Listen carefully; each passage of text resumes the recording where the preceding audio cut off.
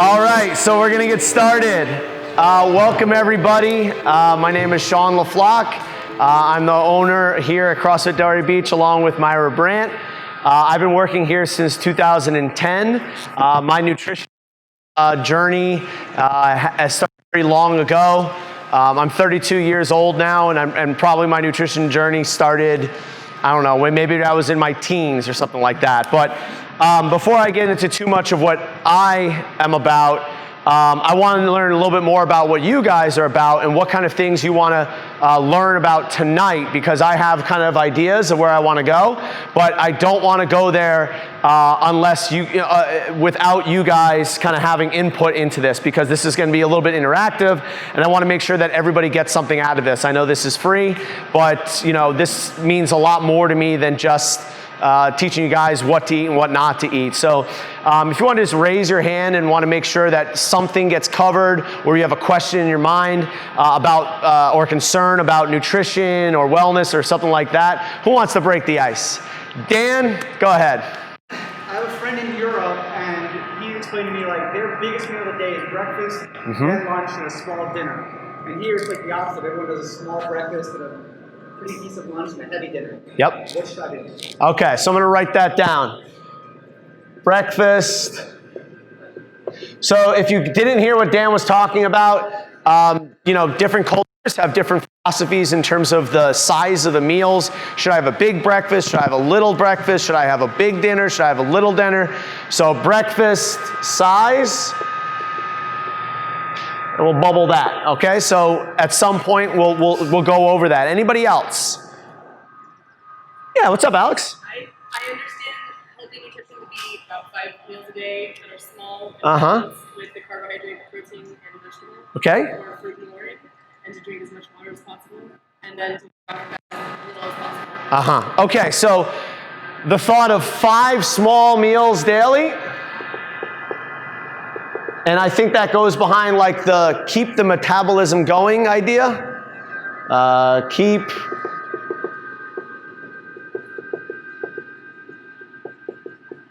By the way, if you have any questions at any time of anything that I cover here, raise your hand. I'll be happy to answer them. Lauren. I would like to talk about how to align your pre-workout meals and post-workout meals to your goals. Great. Pre-workout and post-workout nutrition, would that be kind of a good way to think about that? Pre-WOD versus post-WOD. Okay. Any other ones? Yeah, Tatiana. Say that one more time for me. I would have the same amount of body fat like you without much suffering. Okay, so if I want to change my body, do I have to suffer? and the reason why you were all laughing, you're like, I kind of agree with that. What's the answer behind that one? All right, so body fat. Question mark. Okay. Any other things that are on the tip of your tongue, Ted? Yeah, so how does your nutrition change when you're doing CrossFit versus how you do it? Great question.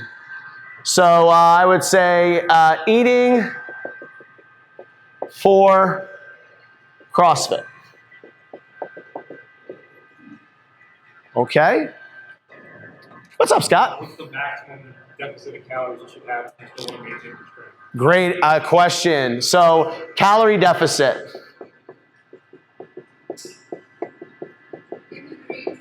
Plus gains. Okay, I'll put that one in a big bubble over here. Drinking. Okay. Anything else? I mean, these are great questions. What do you got? Fruit, good or bad?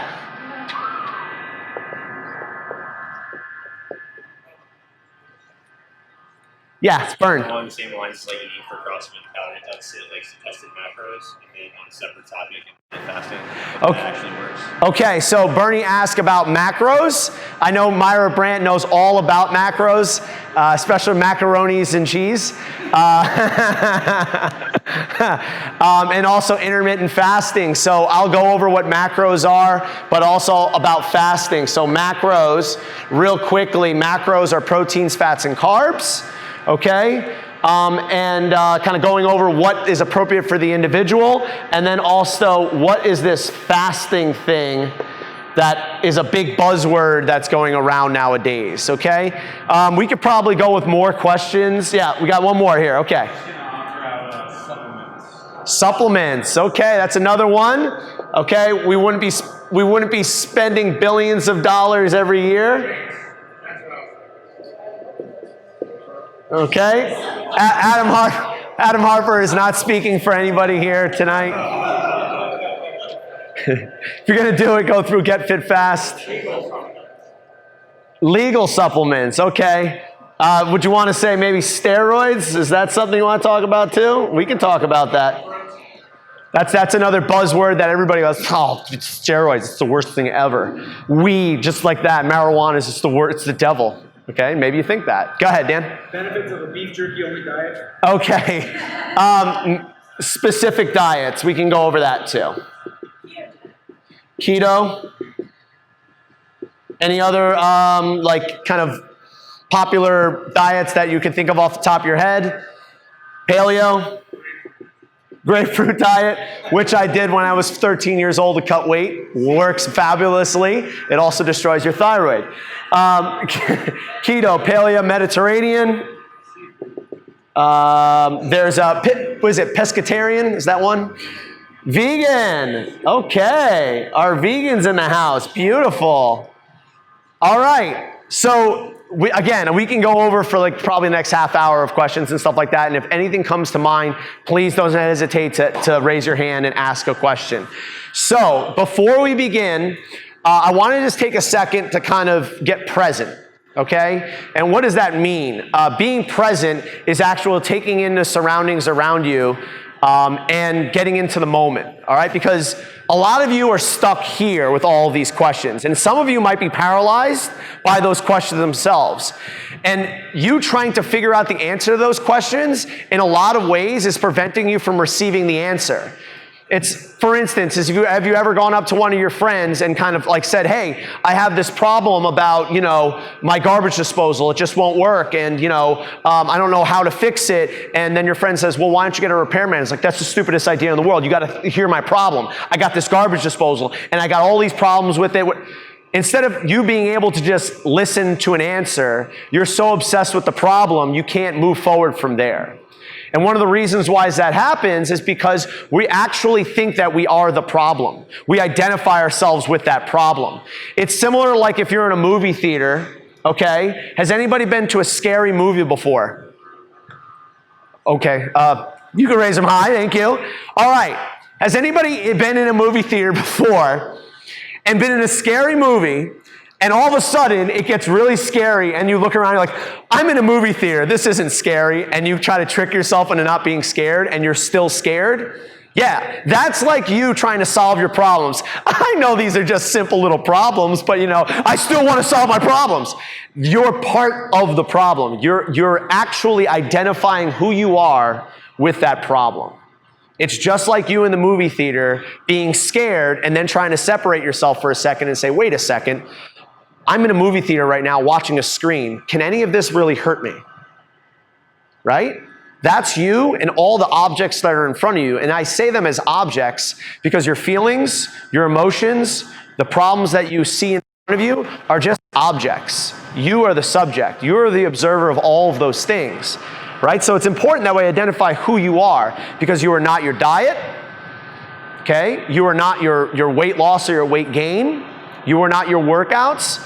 In a lot of ways, you're not even your body, right? Because I'll tell you right now, can you picture yourself there, Spence, when you were 5 years old? Okay, probably look about this high or something like that, right? Is that you now? Okay, in about 10 years from now, you're gonna have a new body that you're in, right? So what stays constant? Your body? No, the observer. You, the person behind that's looking at the body.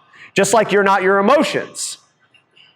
If you separate yourself from them, you no longer are your emotions. If you trick yourself that you're in the movie, now you are your emotions. And now all the decisions that you're going to make going forward are based upon what? The character you're now playing. You are your emotions. right? You can see that in people when they get very fired up about something and they start getting that fear-based mode. All of their words that are coming out of their mouth seem like they're coming from a different space. Whereas if you're present and you're in the now and you're observing all of this stuff, there's a different feel to it. There's a different energy. And I want you guys to kind of take a moment and just feel that for a second. Just observe and be aware of what you are and where you are. You are the observer of this entire room. You are the observer of all of your questions. You are the observer of all of your feelings. You are the observer of all your thoughts. And as soon as something comes up, you can just identify that, wait a second, that's just a softball of my mind. It's a thought. That's not me. And then as soon as you separate yourself from that, you let it go. You don't say, this is not me. Hey guys, this isn't me. You guys want to talk about what's not me? No, you don't do that. You just say, okay, this isn't me, right? You have that person who goes, I remember when I was in 8th grade and I lost that 50 pounds. You guys want to talk about it? Because you're identifying yourself with that weight loss. You think you are that person. No. And I don't want to burst your bubble right now. I'm sorry, you're not. And we can have an existential discussion about what you are and what you aren't, but realistically, all you are is this moment. Anything you've ever done has been in the moment. You never did anything in the future. You never did anything in the past. All you did was in this moment. Now, if you take that and you just believe it, because if you try to figure it out, where does that come from? Your mind. Don't even worry about that. Just have faith. For a second now, you're just going to be in this moment, and then guess what? The next moment is going to come, and where are you? In that moment. And then the next moment, the next moment. Does that make sense so far? Okay, so again, that's the basis of everything that we're going to do tonight. And if you are ever conflicted about nutrition, wellness, whatever, you already have the answer. In a lot of ways, I'm just going to show you guys and guide you along the way to your own answers. Okay, because everybody here has their own individual path that they're going to walk. And if you're sitting there judging another person's path, look toward your own path. Okay? And just observe yourself and observe why you might be hating on somebody else's path. They should be eating this. I don't know why they don't eat vegan. Right? Where's that coming from? Judgment. Yeah, right? Fear. So again, this is a little bit more than maybe you came in for. Like, damn, I just want to know about macros. But it's more than that. And I want you guys to understand that. So, all right. The first thing I want to go over tonight, above all else, is that we're all here to eventually eat food. So that's number one, food is your friend, okay?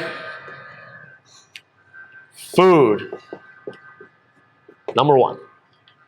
Okay, so what is not food? If it comes out of like a sleeve or a candy wrapper, we don't consider that food. If it comes out of like a bottle, it's not a food, right? Like a supplement bottle or something like that, right? We want to eat food as much as we can, all right? So where does the food that you eat most likely want to come from? All right, the earth, right? It doesn't want to come out of a lab, right? It doesn't want to be like a concoction of like weird science kind of stuff, though I am not opposed to advances in science and saying that like certain things might not keep us going forward.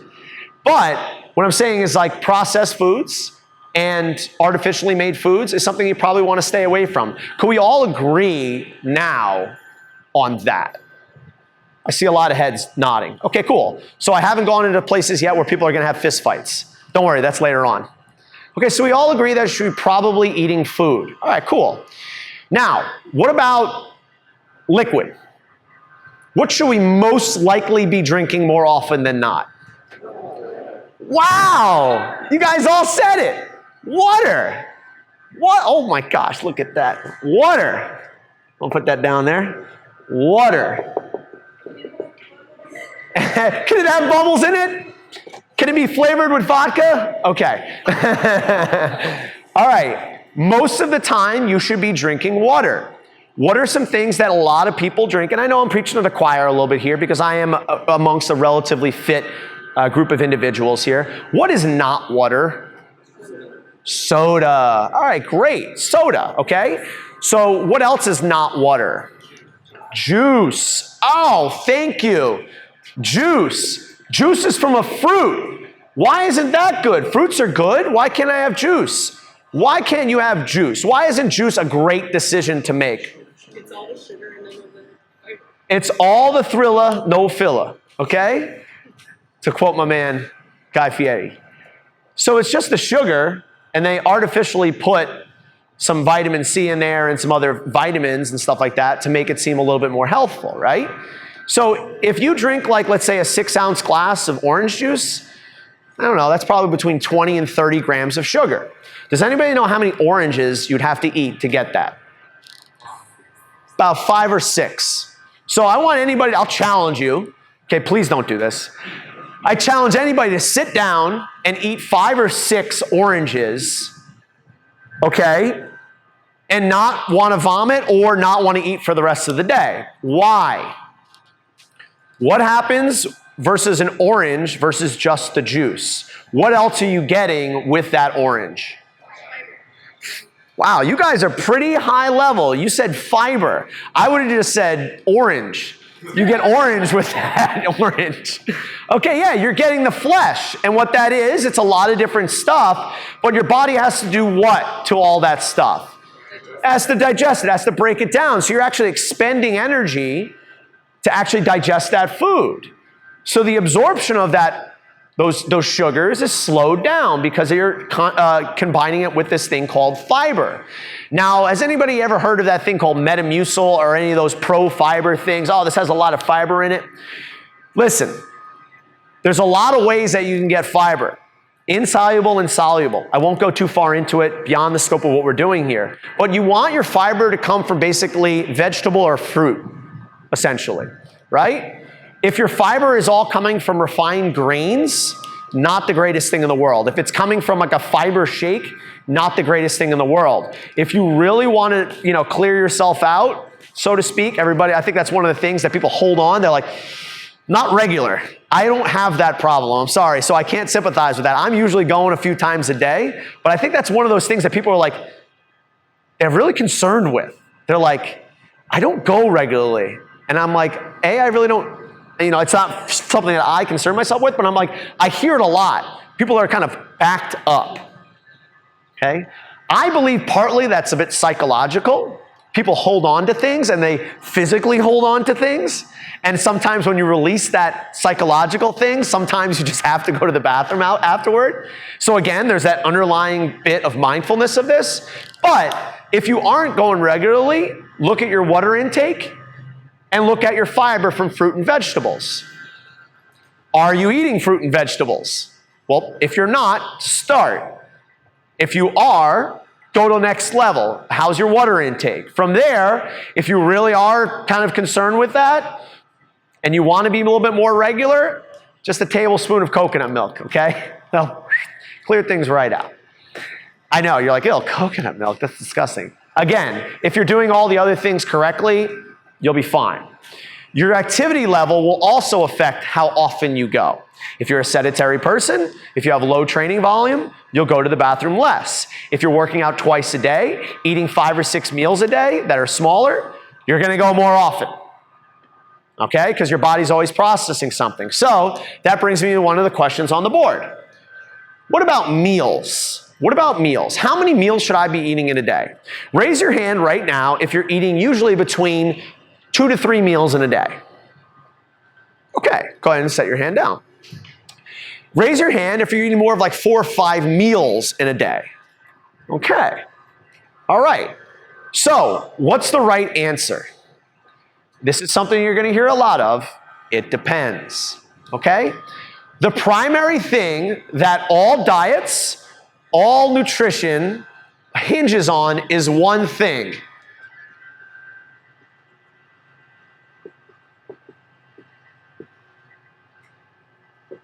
Is that how you spell that? Compliance. I might have the greatest diet in the world for you. And you go, okay, here we go. All right, you got to cook every one of your meals. Shit. I got 2 kids, 2 gyms, or 2 jobs. I work night shifts. When am I gonna cook all that food? What's gonna happen with that person? I'm asking you to make every single one of your meals from scratch. Okay, maybe it's not realistic. All right? Or maybe you might have to have a drastic change in your lifestyle in order for you to do what it is that you need to do. That's up to the individual, right? What if you are one of those people that are like, listen, I work a lot, okay? I'm supporting a family. I'm not a great cook. Give me something. Okay, you can do it with a meal plan. Sorry, I don't really have enough money to do it, right? Yeah, you're gonna have to cook. So let's go back one step. When you hear someone say, I can't afford it when it comes to nutrition, can you afford being sick? Can you afford hospital bills? Can you afford low productivity in your job? I would say no. If you're too strapped for cash that you can't eat right, you can't not eat right. Okay, I'm going to say that one again because it sounded profound. If you can't afford to not eat right, you can't afford to not eat right, right? If you miss a week of work and you really are strapped for cash, is that going to hurt your bottom line? So what do you think you might want to do? Make an investment on the front end that says what? I'm going to put in some money on the front end to improve my nutrition so that I feel better, miss less work, and I'm more productive. Does everybody want to buy in with that? Raise your hand. There you go. You have no excuse now.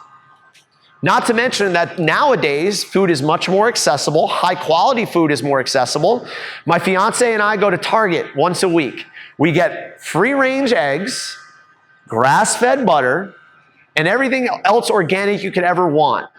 I know that everybody's like, well, you gotta buy local. Sorry, I'm strapped for cash. Okay? It's capitalism, baby. That being said, when I can buy local, I will.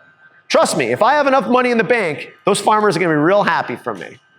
But I need to worry about what? My own health first. So yeah, go to Target.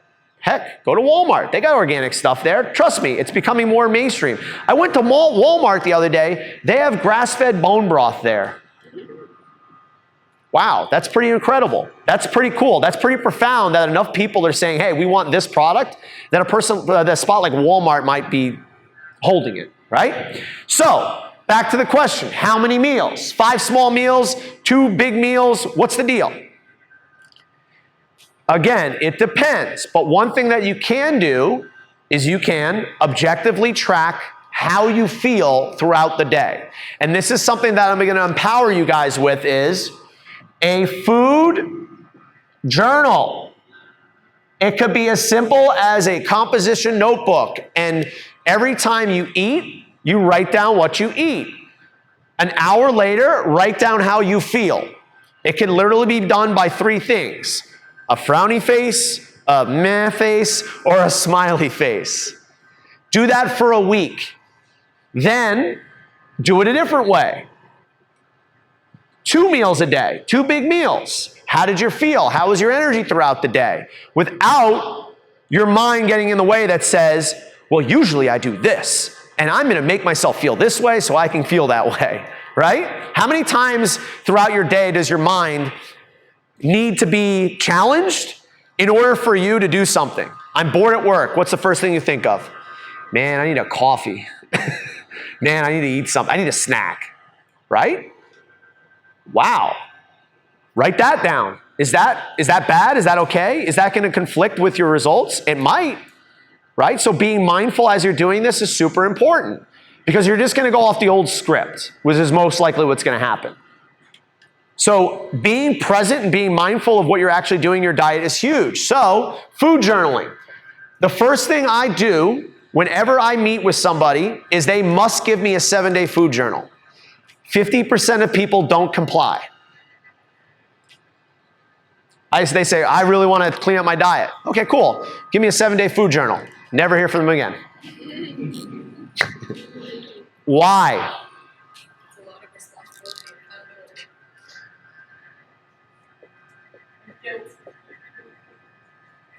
It conflicts with their story. When you start shining the light on your bullshit, it hurts. Like I feel it even now just saying that. Like when you shine the awareness of your bullshit, It doesn't feel good. So how do you avoid that? Don't do anything. Do everything you were doing and you'll live in bliss. Or you're trapped and you're never gonna change. Okay, so again, just like someone said, this food journal is awareness. I cannot help you. No one can help you until you are aware. And that is a huge, huge thing that I offer you guys tonight. Because everybody's living by a story. And until you actually shine the light on that story and understand it's just the story that you've been living by, how are you ever going to make a new decision? It's going to be very difficult. It's actually going to be impossible. Because if you're living by the story, we go back to the beginning of this whole thing, where are you not? Present. In the present, that's the only time change can happen. So we got to get present. How do we get present? We're aware. We are the viewer of this whole thing. We are not the play that's going on in front of us. So hopefully, I've got that going a little bit. That 5 meals a day, 2 meals a day, what's good, what's bad, it depends on the person. In my own experience, and I only offer my experience, is you actually have to put it into context of what your activity level is. For a sedentary person who works 8 hours a day in an office and sits there, do they really need to eat that often? No. I would say no. 2, maybe 3 meals in a day is just fine. 1 big meal, maybe 1 light meal in the day, give that a shot. That's just guidance. Give it a try, do it for a few weeks, objectively see how it feels, what your body composition looks like, how your energy is, how your mood is, how your sleep is. And I'll write all those down, by the way, because those are all the factors that I look at in terms of seeing if that's right for you. If your activity level is high, and this goes to how to eat for CrossFit.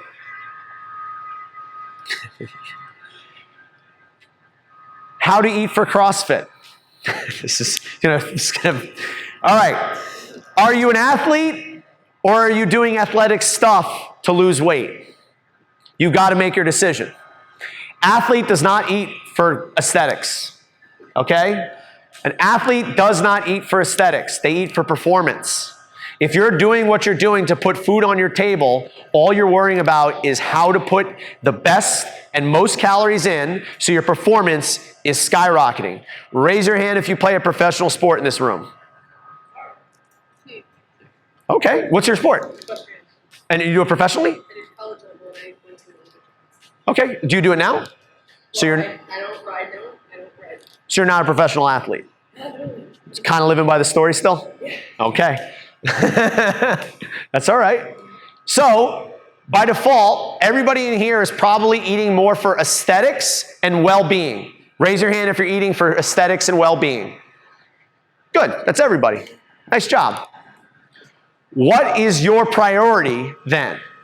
Your priority is to keep the priority the priority. Your job is to keep the job the job. So, quality food is your number one priority. If you're eating for aesthetics, you have to have good quality food. What does that mean for you individually? It depends. But it has to be something that you're aware of. Am I eating Sloppy Joe's every night? Am I eating Burger King every night? Am I eating something out of a frozen dinner every night? Okay, if my goal is aesthetics and longevity, does that meet the expectation of what I need? No. So the quality of food has to get better. What is quality food? Can anybody raise their hand and give me a quality food? Go ahead. Sweet potato. Awesome. Can anybody else give me a quality food? All right, guys, we're eating sweet potatoes from here on out. Vegetables. Can anybody give me a vegetable aside from a sweet potato? What do you got? Eggs. Eggs, cheese. What else? Quality foods, everybody. Chicken, lettuce. Rice and beans. Rice and beans. Okay, what else? Anybody? Katie, ice cream. Is ice cream one of the things that are quality foods? Yes. No. Katie's like, darn it. Someone told me the ice cream diet would work for me. Anybody else? One more. Bacon. Quinoa, bacon. Okay. So notice that all those foods were things. Nobody said double bacon cheeseburger. Nobody said a Whopper. Nobody said, you know, a smoothie with all these other things in it, right? Why? Because it's food. It's simple. Your plate should look relatively simple, but colorful. What has color? Vegetables, fruits, different kinds of meats. Maybe non-meat proteins are fine, right? That's based upon the individual. But having food on your plate should be very important. Quality. Quantity. Okay, by the way, why did I put quality first and not quantity? What does someone think about when they say quantity of food? What's the measurement of quantity of food? Calories, okay? And then we can go macros. All right, here we go. I have a beautiful salad that has all the meats and vegetables you guys had, right? It's 500 calories. I got a handful of Skittles over here, 500 calories. Does quality matter? Yes. Quality over quantity. Quality over quantity. You're in the airport and you're in between flights and you're like, should I have a Snickers bar or should I have the fajitas without the tortillas from, you know, Chili's on the go? Well, it's only 150 calories, this snack bar, or I can get a full meal that has all like the vegetables and meats and all that kind of stuff with it, right? And trust me, I've done it. I know what it's like being in an airport. I know those of you who travel around here, it's just impossible to eat in airports. Part of your story, right? So quality, then quantity. Calories. Let's talk about calories. Calories. What's the adage that they've been kind of pumping us with in terms of calories for the last, I don't know, 50, 60 years? John, they probably tell you that in medical school. What's the adage of calories? How do you, it's a balance. Calories in, calories out. If you expend more than you consume, you do what? You become a butterfly. Yes. No, yes, you lose weight. All right. You lose weight. And this, I know, is probably one of the biggest things that probably people want to know more about tonight. So I'll spend a little bit of time, and if you have any questions with this at any time, please let me know. Okay. I'll erase this one. Calories. Calories in, calories out. Eat less, burn more. How's that working out for you? Okay, by the silence, I say, meh, okay? I'm not huge, but I'm not where I want to be. Why? This has been one of those million-dollar questions that has been puzzling scientists and nutrition experts and gurus for a long, long time. But the reason why it's still not answered in a very simple way, because it's not that simple of a question. It's not that simple of an answer. There is probably about 1,000 factors that you have to take in consideration at some point in order for you to optimize caloric burn and take in the right amount of calories. Being male or female, being old or young, training, not training. Are you stressed? Are you not stressed? Genetic factors. Can you encompass all of those things in eat paleo? No. No, you can't. Is it a good place to start? Yes. You are your own nutritionist. I will say that again. You, using your power of awareness, are using the power of your awareness, are your own nutritionist. Using the tool of a food journal and objectively looking at things, you can tell where you're going. Why isn't it as easy as calories in, calories out? Does anybody know what determines, it's a saying, it's a BMR, it determines how many calories you burn in a day, your basal metabolic rate. It's science. It's in the test tube. It's been proven. I know my cats over at FAU have done a lot of research on that. Am I incorrect there, Professor Canteri? On basal metabolic rate? Perfect. So, to determine your basal metabolic rate, you can do a lot of different fancy testing and that kind of stuff, but long and short, it's not the greatest thing in the world. Why? What happens when you don't eat enough? You get tired, okay? What happens when you do that for a prolonged amount of time? Your body goes into starvation mode. What is your body going to do in response to not having a lot of calories? Consume itself. Okay, what's that? It's going to consume itself. Great. It's going to consume all my fat. Let's do it.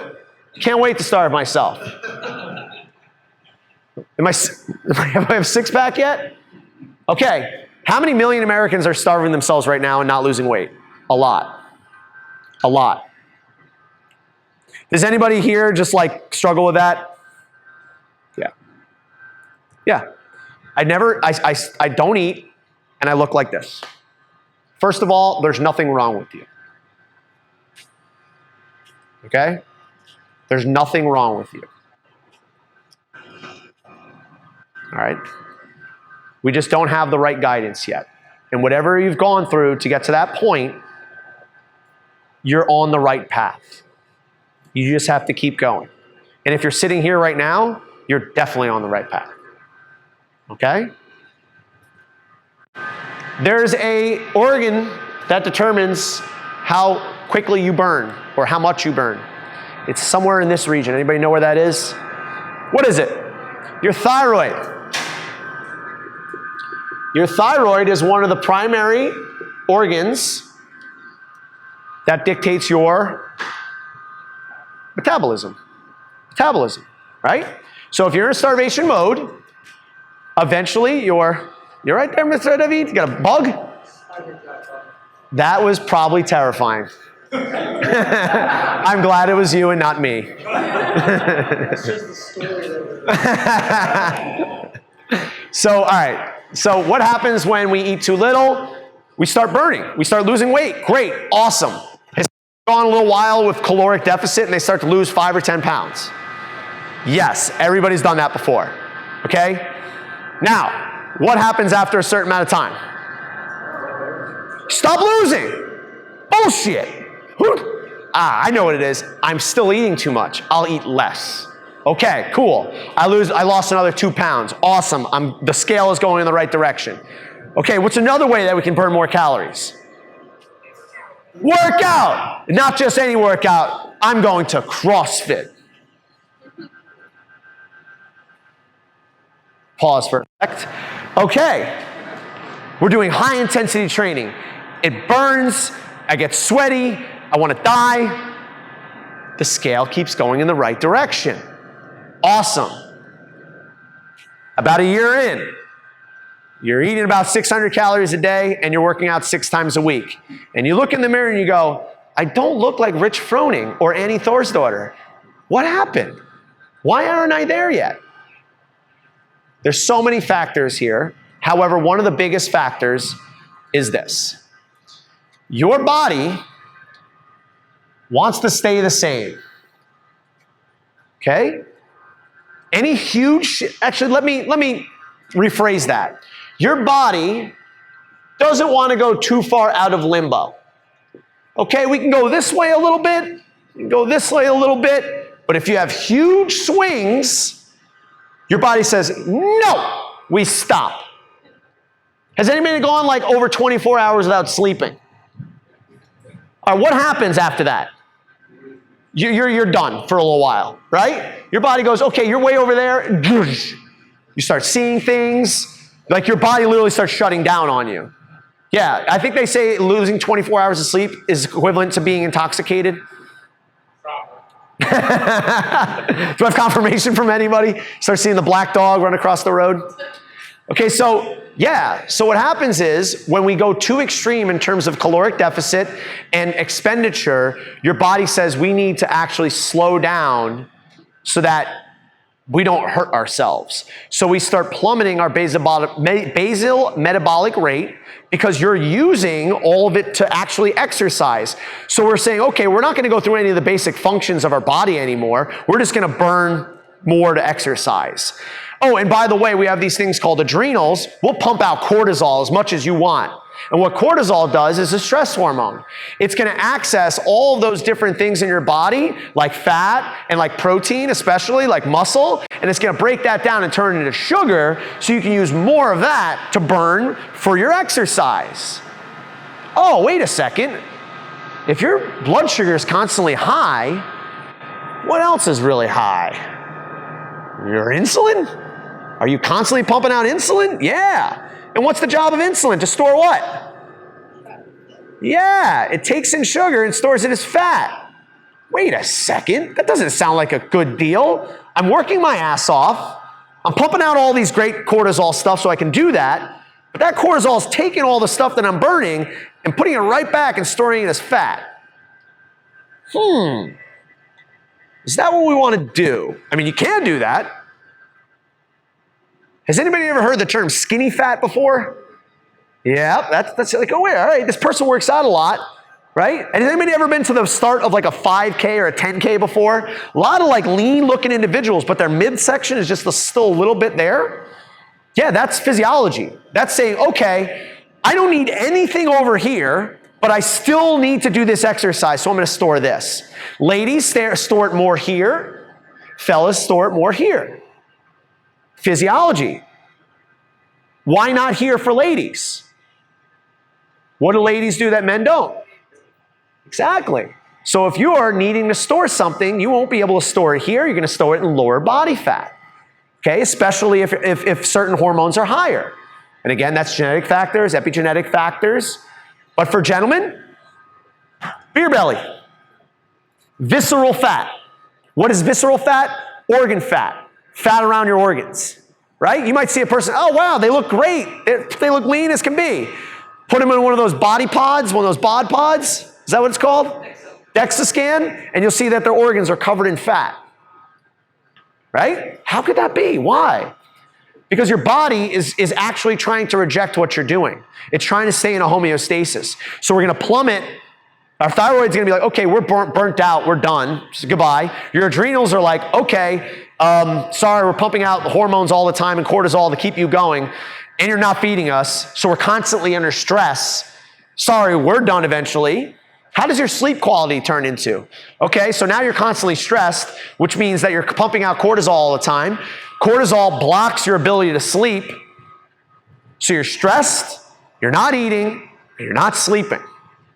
Does that sound or feel like anybody here? Like if I'm saying that right now and that plucks a cord a little bit, okay, be aware of that. If you're like, no, that's not me, I sleep like a baby and I eat, great food, awesome.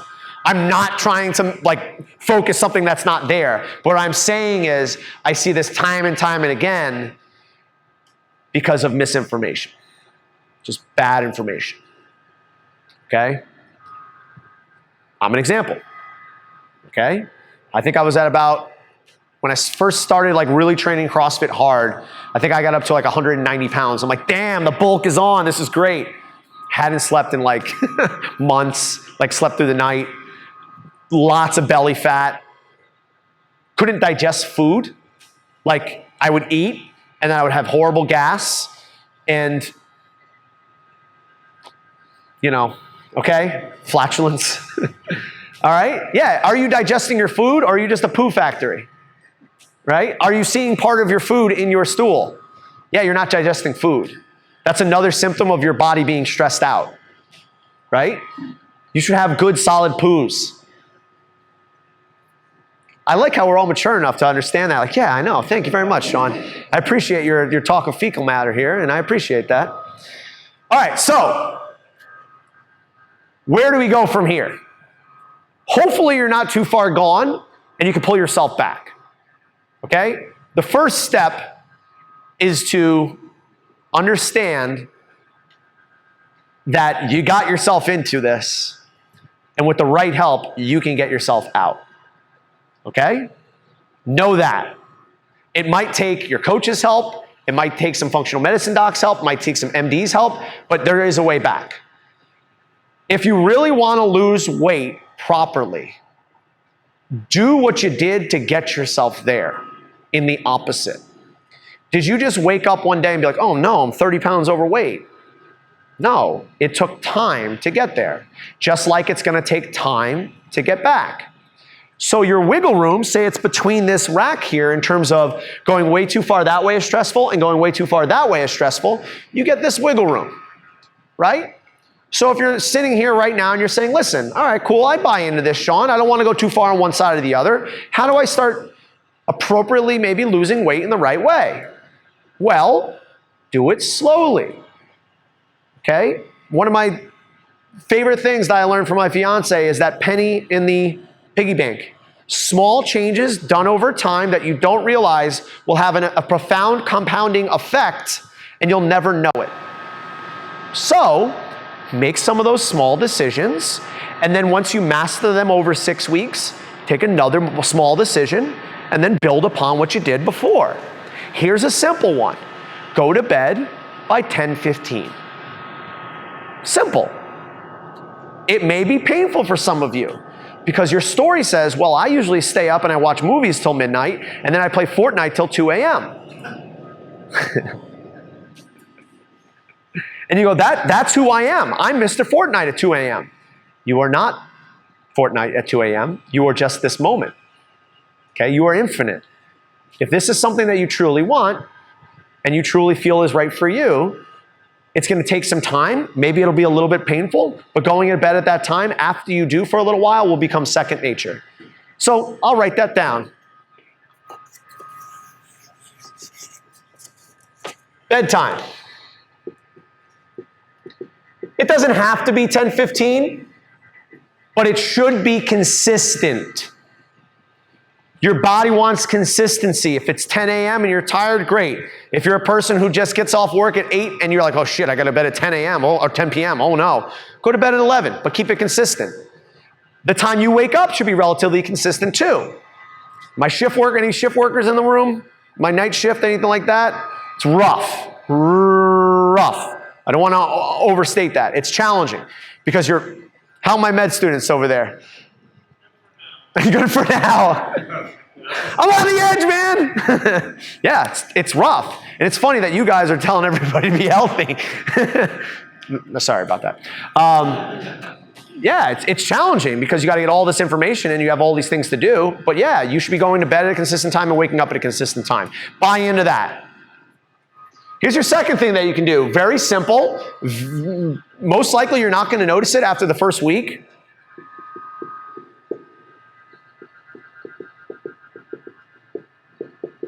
This one right here is a gateway to weight loss and a gateway to feeling better.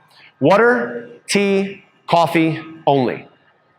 That will, I have people who are like, I eat perfectly. I'm like, okay, what do you drink? I never drink anything. Well, I have beers every night.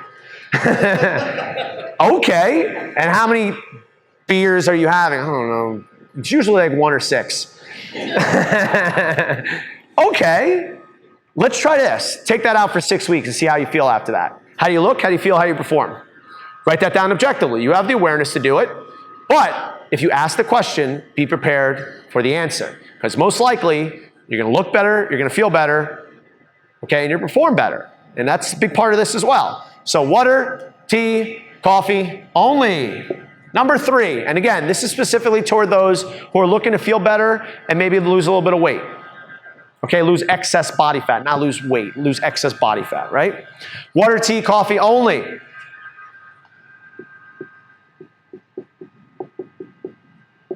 Protein, okay? Having consistent protein throughout the day when you do eat. So you want a hunk of protein at every meal. Here's a good way to understand that. This is something I stole from somebody else. Your palm is a serving of protein. Okay? Your palm is a serving of protein. About that thick too, right?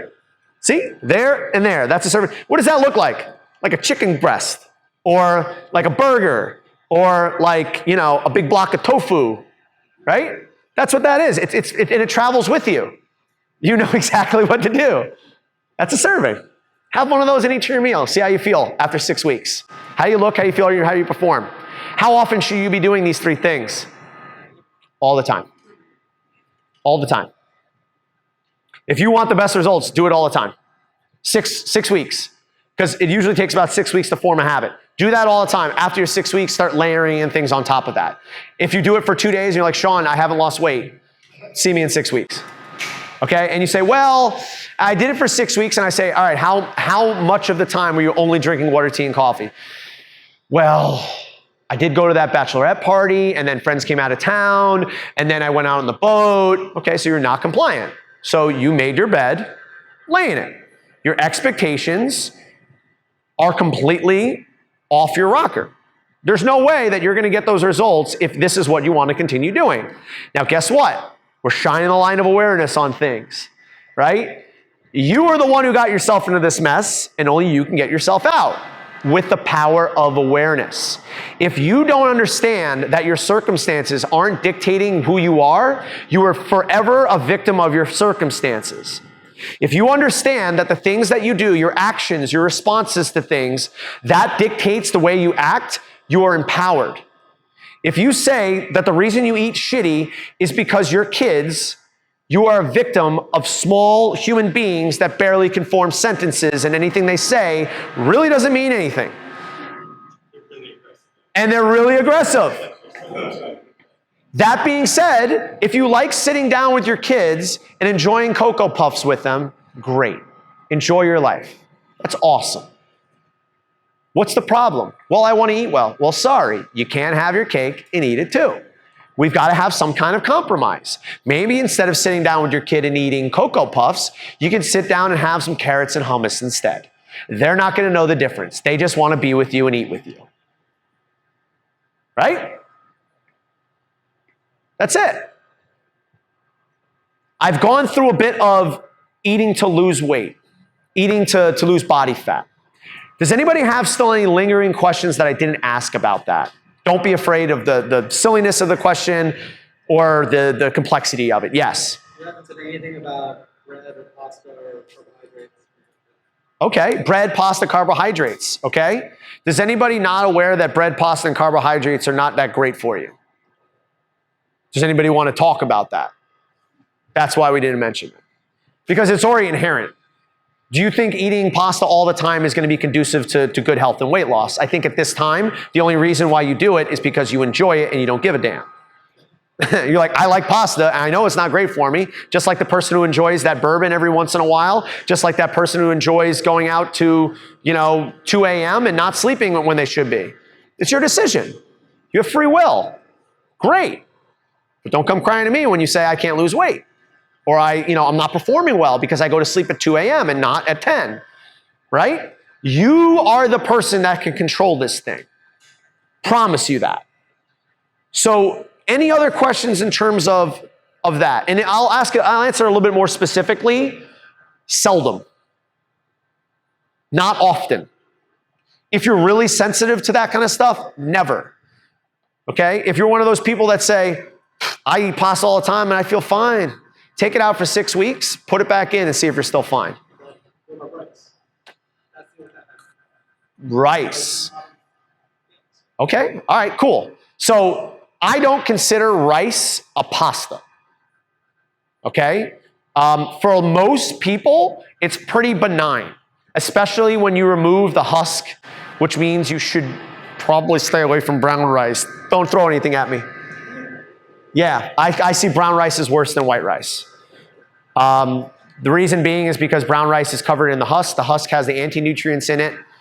So when you remove the husk, you remove a lot of the stuff that damages the gut, and you're left with just the starch. Now here's the thing. What's a serving of starch? What do you got, Professor Canteri? What's a serving of carbs? What does that look like? A fist. Look! It's with me all the time. Here it is. So I got my protein and I got my carb. Look at that. It's my little plate right there. There it is. Pretty cool, huh? It travels with you. Where's my vegetables? It's the room. Eat as many of them as you like.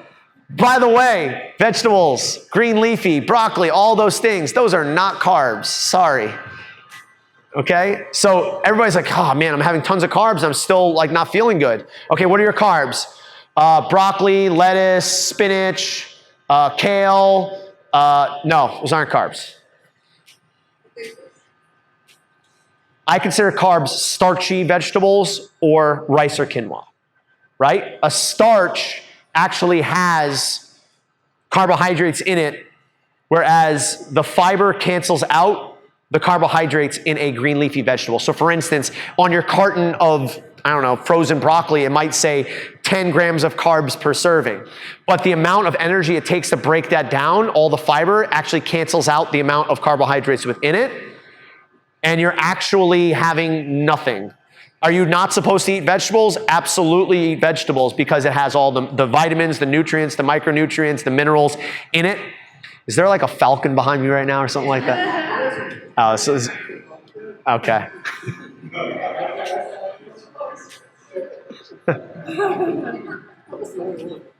I love it.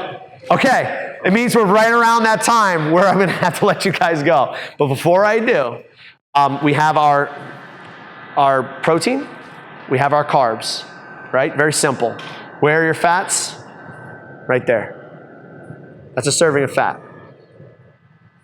Look at that. Here's your fat. It's about a couple tablespoons, right? Oil, butter, avocado maybe, but avocado oil, a half avocado, but that's your fat. That's your serving of fat, right? Just, yeah, not this part, because like if you have alien thumbs like my fiance, you got a lot of fat, but like just here, just your thumb, okay? So there's some, well, I would say like if it was condensed, so avocado oil, but an avocado, yeah, that's fine. Like a small avocado is usually okay, all right? Now, I know some of you came here because you want to eat to perform, and you want to maximize your performance. So let me just go through that real quick and how that changes things a little bit. Is that cool? Any other questions on eating for weight loss? I know it's kind of like a broad stroke of things, but honestly, anything past that is super individualized in terms of what your body can handle, where we have to go. Like for some of you, you're like, oh, I'm eating this way and I'm not sleeping and this and that. Like there could be some underlying factors and that kind of thing that we can definitely go on a more individual basis. However, I want to go eat to perform. You guys want to come with me? All right, good. You don't have a choice. Eat to perform. All right, so if you have a performance person, this goes into pre-workout, post-workout. So most of you guys are kind of performing because you are doing workouts and stuff like that, right? And you're kind of like, wait, I want to kind of do this for body composition as well. All right, cool. So we want to try to stay away from fluctuations in our blood sugar throughout the day, okay? What does that mean? You shouldn't be eating foods that spike your blood sugar and then cause a big insulin dump because now you're constantly going through fat storage / burning kind of stuff. You want to try to stay as consistent as possible. So we want to stay away from foods that are going to spike your blood sugar throughout the day, outside of perhaps before, during, and after strenuous exercise. Is that clear? I'll say that again. You want to stay away from things that are going to spike your blood sugar aside from before, during, or after exercise. Does that make sense? So in the morning, if you're like, usually I have like a whole mango in the morning and then an hour later I'm hungry. But fruit's okay, right? Well, what is that mango doing to your blood sugar? Yeah, it's spiking your blood sugar. And then when your insulin responds, it soaks up that sugar and does what to your blood sugar? Drops it out. Now you feel like what? Need that second cup of coffee. Does that resonate with anybody? Yeah. So spiking your blood sugar in the morning probably isn't the greatest thing in the world. So it depends upon the person in terms of what those things might be. Oatmeal in the morning for me, and I know a lot of you have oatmeal, doesn't work. Personally, it doesn't work for me. It may work for you. You might eat it and 2 hours later you're like, oh, I'm fine, no problem. For me, I go about an hour. I'm very quick at digesting that kind of stuff. I feel like this afterward, right? If I just eat oatmeal. If I have my oatmeal and I maybe eat some other stuff with it that has fat and has some protein that actually slows down the digestion, that makes me feel a little bit better. But I know in my hearts of hearts, if I eat something that's basically an insulin bomb as I wake up in the morning, I'm going to feel like crap. For those of you who are like, well, I don't eat breakfast. Great. I have no problem with that. I have a friend who physically cannot eat breakfast in the morning. I almost saw him vomit in front of me when he tried to eat with me one day. I go, please stop eating. He goes, I feel bad. I'm like, no, stop, okay? Yeah, you might not be able to eat breakfast. Okay. What's the problem? It's not a problem until you make it a problem, right? So maybe you don't eat breakfast. How do you feel though? Awesome. You feel great. Okay? Another one is, I just have a cup of coffee in the morning. Okay, great. Do you like the cup of coffee? Do you enjoy it? Or do you need that cup of coffee? Most people say, I like that cup of coffee. And I say, okay, I like lots of things too, but every once in a while I stop having it. What would that sound like to you? And they go, no. So that is, I have to have a cup of coffee. What does coffee do? How does that help you? What is in coffee that makes you feel like this?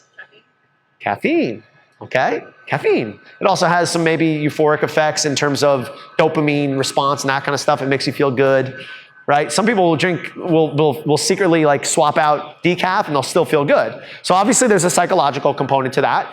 But in terms of caffeine helps produce more from the adrenals. So it's getting energy from you. That's why after a while of drinking more and more caffeine, it just stops working.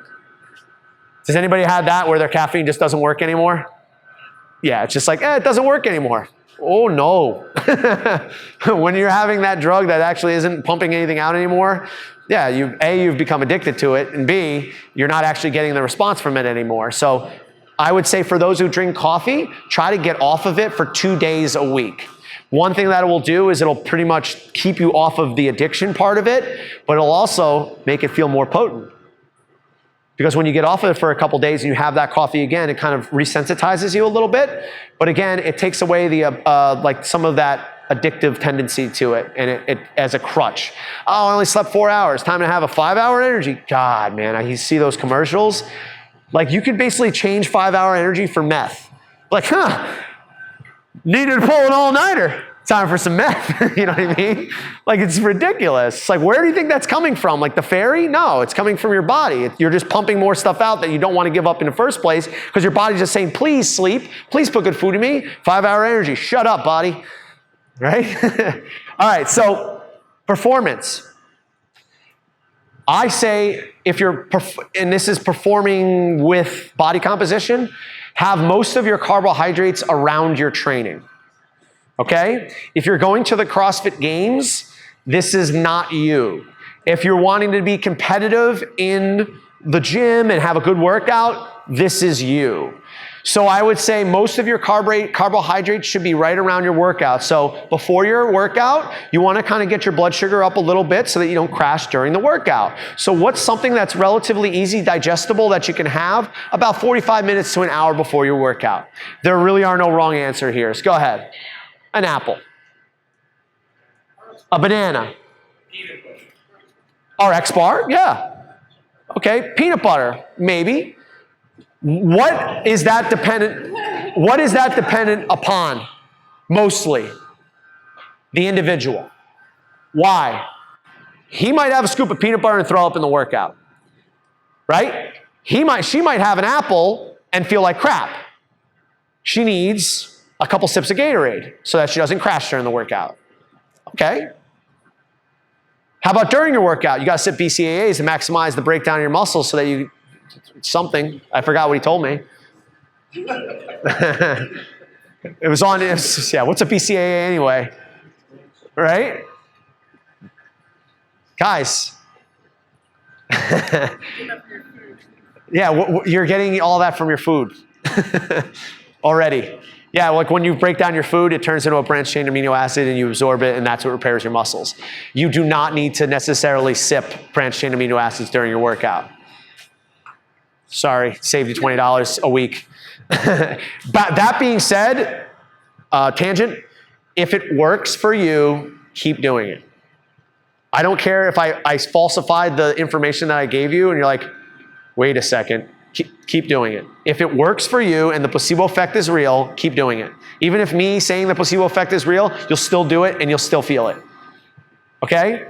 That being said, a little bit of food before your workout, some simple carbohydrates can help you during your workout. During your workout, David, what do I have you doing during your workout?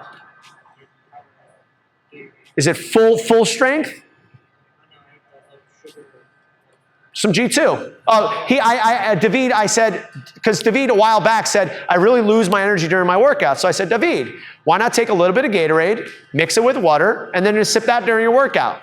So a full-blown Gatorade probably has about 42 grams of sugar, the equivalent of probably eating about a dozen oranges, or a dozen apples, about 8 oranges, okay?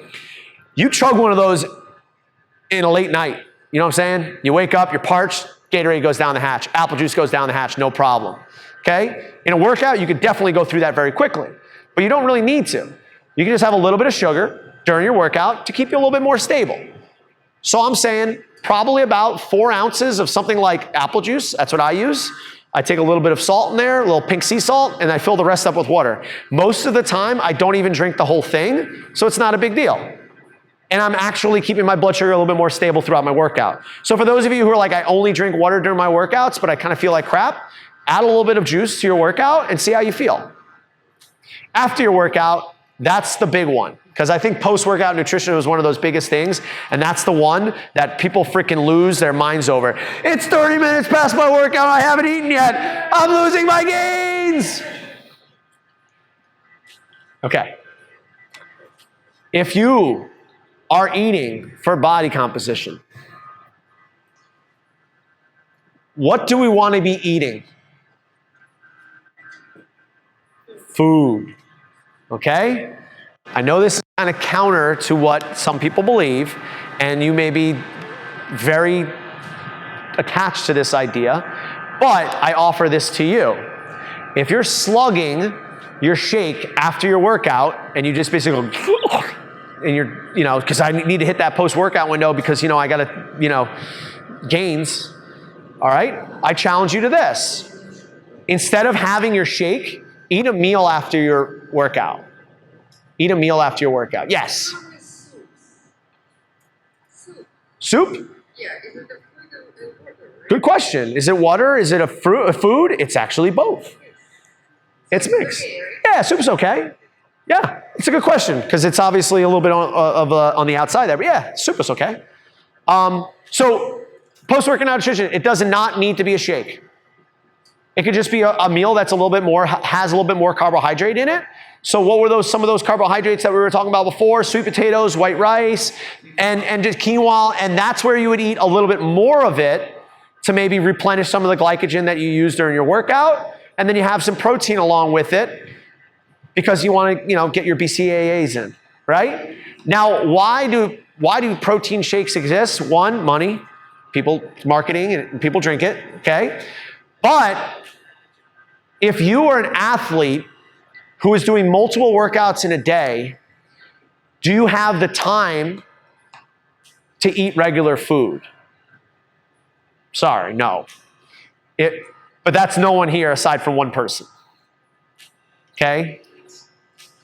It's to feel special about yourself. You're the one, right? Because why? Describe one workout to the next for yourself, Myra. How much time do you have? Hour to 2 hours. So she's going 5 hours potentially, but can't really eat a full meal. So what's she have to do? She has to have something that's very easily digestible and replenish her. What is that? That's a shake. That's a supplement. Most people do not need that because when they drink that shake after their workout, it spikes their insulin, causes their blood sugar to drop out, and now you're back into the same place you were before. Try this. Eat real food. I might even say this and keep this between you, myself, and the walls. Maybe even like a cookie. Maybe even like a cookie. Yeah. I would actually prefer something that's a real food that has those carbs in it than something you're going to slug down quickly. At least a cookie has like some protein and some stuff and it takes a little while to break down. If you chug your shake, it's going to hit your bloodstream instantaneously. Quick story about myself. I used to put 120 grams of dextrose in my post-workout shake. 120 grams of dextrose. Basically 120 grams of sugar. Okay, simple sugar, right? No big deal. And I put like usually 40 grams of protein in it. It's a good post-workout nutrition, especially if you're a high-performance athlete. Made myself go blind, okay? If you drink that much sugar too quickly, you get myopia. You're basically, you restrict all the blood from your other parts of your body. It goes to your gut, and you will go blind for a short amount of time. And you will get the worst headache you will ever have in your life, and you will become disoriented, okay? Why? Because your body just said, okay, we got all this sugar in it, time to spike the insulin, and your blood sugar drops out, and then all of a sudden you're having these weird responses. I've done it a few times to myself by accident. Okay? Not so safe to drive like that. So, it all goes back to awareness. Give it a try. Take out your post-workout shake and have a meal instead. And with your meal, treat yourself. Have a little bit of, dairy-free ice cream. Or maybe it is dairy ice cream. I don't care. Try it. Experiment a little bit. After 6 weeks, how do you feel? How do you look? How do you perform? After that 6 weeks, you make the assessment, and then you can change stuff up. There is no one answer, but you have to stay with it. Bob? I have the impression that how to protein within an hour afterward. Yes, okay. Good question. Post-workout window, when does that close? It's very dependent upon the person, and there is no set in stone answer. I know a lot of people who will wait 2 hours and then have their meal or their shake or whatever it might be. A great body composition, great performance, awesome. One thing I will note is if after that workout you have your shake or you have your meal and then 20 minutes later you're rushing to the bathroom, probably not a good idea. What does a workout do? Puts all your blood where? Your arms, your legs, not in your where? Your gut. So when you throw a bunch of food into your gut, what's it want to do? Get rid of that, right? Because there's nothing there to digest it. So all of a sudden, whew, okay? And again, I've experienced it. Any other questions in terms of post-workout window? I know we're getting kind of deep diving here, and I know we're running on that hour and 15-minute mark. The last thing I want to give you guys is to help you with the awareness factor, 3 ways that you can track your progress.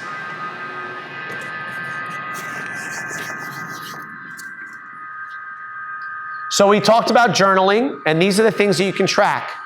1,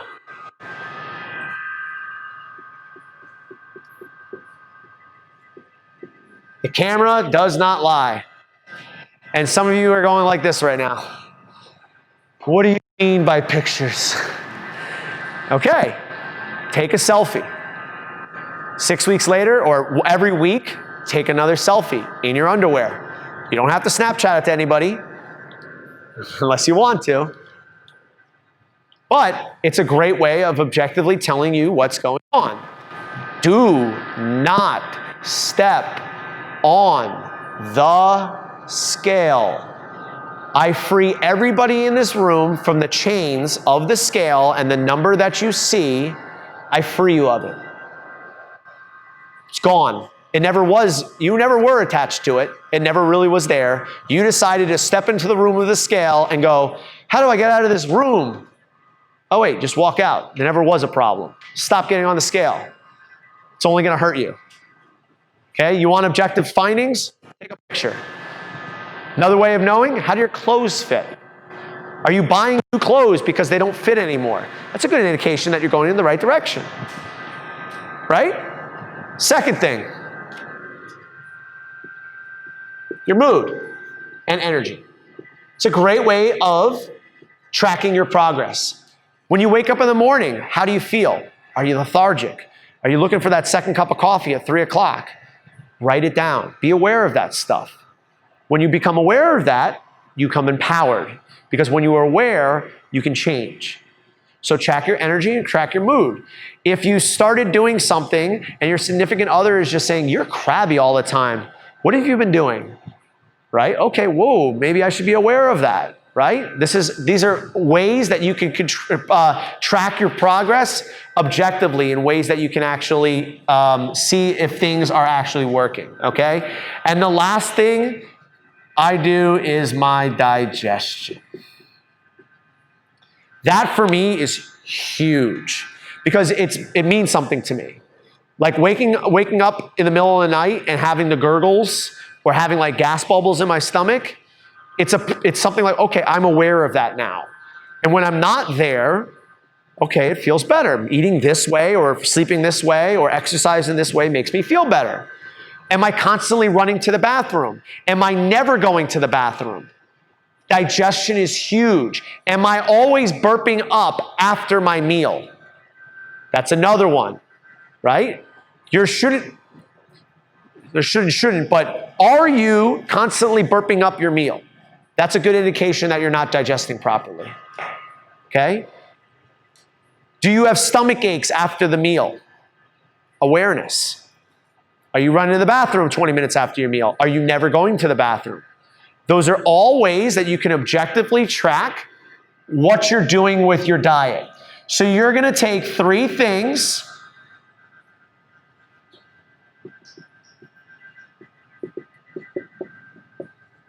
Okay? 3 things, whatever those 3 things that you want to tinker with. They have to be simple though. You're not like, well, I've never cooked before in my life and now I'm gonna cook every one of my meals. That's an instant way to screw up your life, okay? And if you've never cooked before, just say, I'm gonna cook 3 meals a week. And after that 6 weeks of doing that every single time, let me see how I look, feel, and perform. Let me go off of those things. What do my pictures look like? What's my mood and energy? What's my digestion look like? Okay? 3 simple things, implement them on a regular basis. And after 6 weeks, be objective, be aware, and then move forward from there. And if you need help with any of that, seek somebody who's been there before. That could be a coach. That could be someone who's been doing this for a while in terms of awareness. So it doesn't have to be necessarily a professional. If you have somebody that you trust and who's aware and is not just trying to stick you into a program to make money off of you, talk to that person, right? That's definitely something that can help you with. All right, so we're gonna wind this down now, guys. Before we go, I want to make sure that nobody has any other questions of what we covered tonight, or if I didn't answer something that you really had in your heart of hearts. Like, I want to make sure that everybody's leaving here tonight, not with something on the tip of their tongue. And by the way, I'll hang around afterward if you do have something. Okay, so I leave you with this.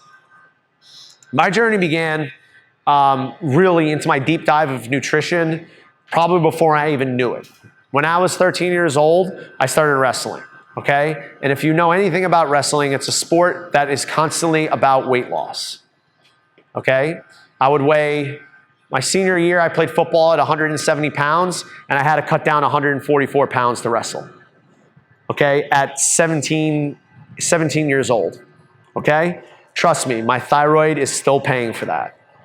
Okay? So I've been on that side of the spectrum. I know what it feels like to have to lose weight and to have to fit into something. But I say this right now with absolute confidence in the world of that if I were on the other side of this, and let's say I had a kid who wanted to wrestle, I would say, I would recommend never cutting weight. Okay? And I would say, just be the best version of you right here. And I think if you take that kind of idea and you put it into your position you are now, that's really all you got to do. You don't have to be anything that you're not right now. You just become the best version of yourself. It's an acceptance of what is. Because now you're coming from a place of acceptance and of empowerment because you are now present. And when you are present, you can change anything. Thank you very much for coming tonight, guys. I really appreciate it. If you have any questions or anything like that you want to come and speak to me with, I'll be here for another 15 or 20 minutes. Other than that, you guys can head off. I really appreciate everybody coming tonight.